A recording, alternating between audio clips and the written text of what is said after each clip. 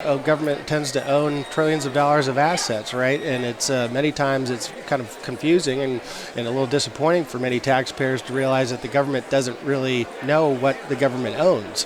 So if we got into a budget problem, and certainly we have one with our $23 trillion of national debt, what are the things that the government could do to potentially sell off and put into use in the private sector that they're not doing? That's one of the ideas that we've come up with at the state level that's worked very well for states.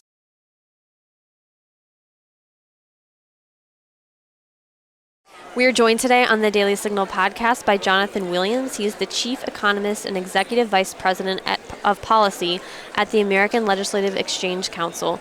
It's the country's largest voluntary membership organization of state legislators. Jonathan, thank you for being here with us today. Thanks for having me back. Well, can we just start off by talking about capitalism and free enterprise and how that makes states and their citizens better off? Yeah, well, I mean, it's a great topic. I'm so glad that CPAC is concentrating on this huge distinction, right, between ways that we organize the economy. And in the states, we have these 50 laboratories of democracy that we talk about all the time. And for better or for worse, California, New York, Illinois, New Jersey have been following that approach for a long time of big government command and control. Almost American socialism style, certainly not Venezuelan, socialism style. But then you can, contrast those with Texas and Florida and Tennessee and Arizona and Utah and some of the real growth states across the country. And when you look at it, not just from a economic kind of academic perspective of what is more socialistic and what is more capitalistic in the states, but who's the growth states, right? I mean, who is it that Americans want to go towards, right? Who's creating the jobs across the United States? Where are we seeing the real economic growth and vitality? And it turns out it's the states that value free markets, that value lower taxes and lower costs of government. And so I think that's why it's good for everyday Americans, regardless of your ideological stripes and how you feel about the concept of socialism or capitalism. In economics, we say people have revealed preferences, right? And so if they vote with their feet and they're moving away from California and New York by the millions and they're going to places like Texas and Florida, there's something to be said about that. There's beautiful weather in California. There's all kinds of great reasons why you would want to live in California. However, I think it's because of the socialist type policies that California's enacted that's been driving people away. And you mentioned, I believe, Texas and Florida as examples of where people are moving to. What are some of the incentives that people see that make them want to go to Texas or Florida? Well, that's a great question. Really, one of the big things that we've studied every year in Rich States, Poor States that I co-author with the Heritage Foundation, Steve Moore, and Art Laffer is how much people charge or how much states charge for the ability to work and save and invest in their state. And taxes are a big reason, big cost, regulations another one. But one of the differentiating factors that both Florida and Texas, the two big in-migration states, have is both of those states avoid a personal income tax. So they put zero price on working and saving and investing in their states, where California, for instance, just at the state level charges 13.3% top income tax on income earners on the individual side, which is the highest in the country. So you take 13.3% in California versus zero in Texas, and should any of us really be surprised when people are leaving California and going to Texas? Well, you mentioned that 13.3% income tax. What are some other examples of states across the country that might be implementing socialist policies or policies that tend to go more socialist? What are some examples that you pull out and talk to people about? Yeah, well, I mean, or it's that, or if California that they've been paying $4.50 or $5 a gallon for how many years too, because of the regulatory impact and what that's meant. But I think you look at the other side of the equation, which is generally the response from the left-wing states for they have high taxes, then what? And the reaction is also a socialist kind of big government reaction, and that is give out special favorites. And New York has been probably one of the biggest examples of what not to do here, even though they have some of the highest tax burdens on everybody across the board.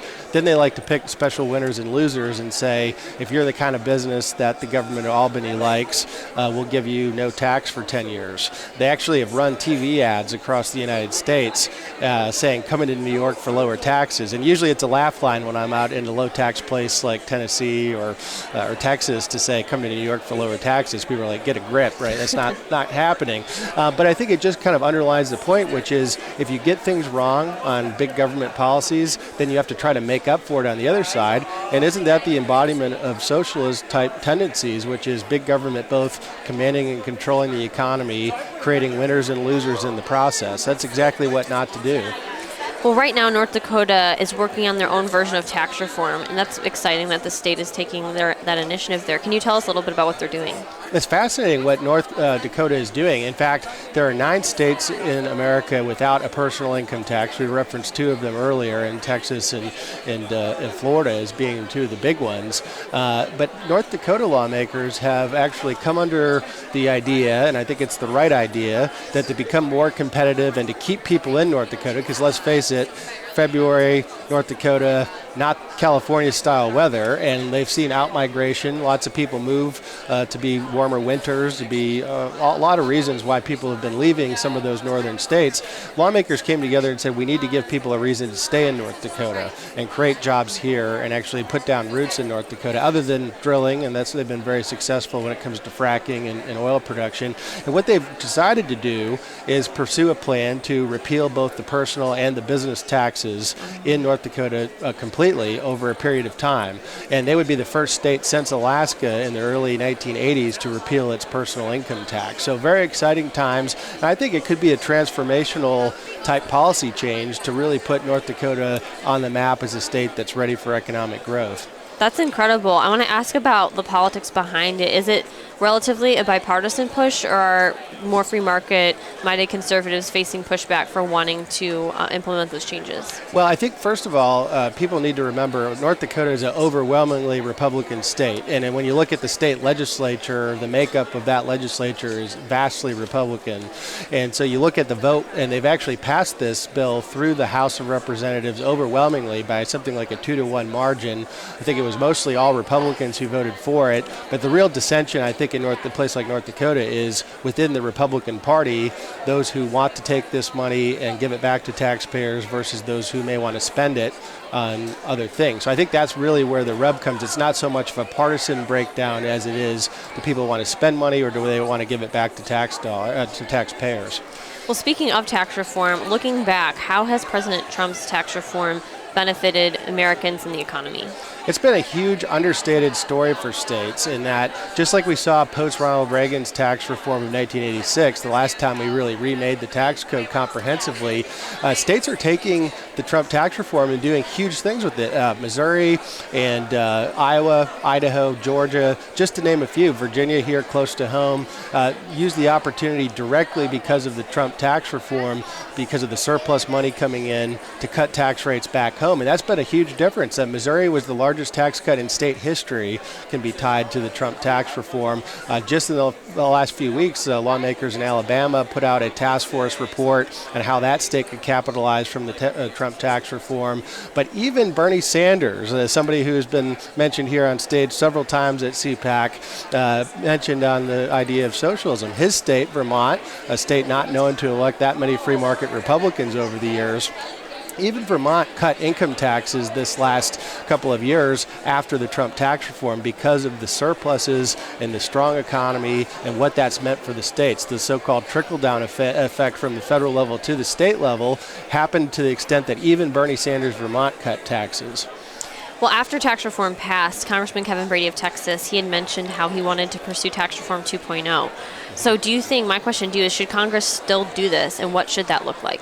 Absolutely, they should still do this. Tax reform 2.0 would be such a great move right now to calm the markets and to actually say that America wants to become even more competitive. Let's face it, the Tax Cuts and Jobs Act was a huge, important down payment to make America more competitive again. And the corporate rate changes alone, going from the highest in the industrialized world at 35% corporate rate down to 21% rate, basically average of OECD countries today, was a very good move to get us back towards average. But there's more to be done than average, I think. Americans aren't settled with average. I think there's more to be done to make growing jobs in America vis-a-vis other countries more competitive. That's important. And then if we go back at Tax Reform 2.0, there's obviously some things that a lot of us would have liked to see in the first round that didn't get done.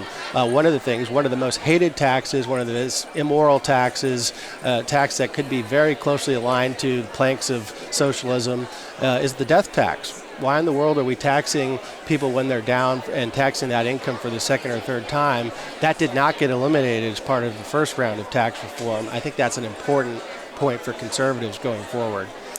Well, the Government Efficiency, Accountability, and Reform Task Force, that's the Republican Study Committee's, their Government Reform Task Force, they recently released a report that includes a lot of free market reforms for the federal government, and it includes some of ALEC's recommendations. Can you tell us about that? It's a great report. Congressman Gianforte from Montana was helping to spearhead that, and we are big supporters of trying to make the budget process more transparent, more accountable, taking things like looking at what the government owns.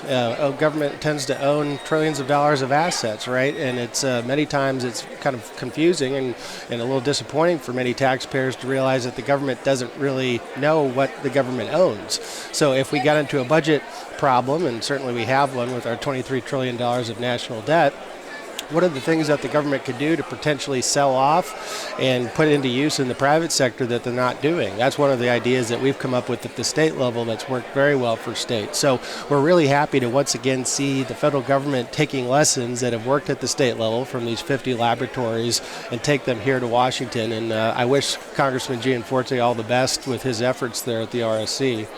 Well, Jonathan, thank you for being with us. Where can people follow your work, and as well, where can state legislatures contact you if they have ideas or want to work with you on policy? Well, thanks. They can go to alec.org. It's a great resource of not just the policies we've talked about today, but something like 900 different models that we've come up with over the years, and encourage them to check it out. Lots of great things to look at. We've been speaking with Jonathan Williams. He's the Chief Economist and Executive Vice President for Policy at ALEC. Thank you for being here. Thanks for having me.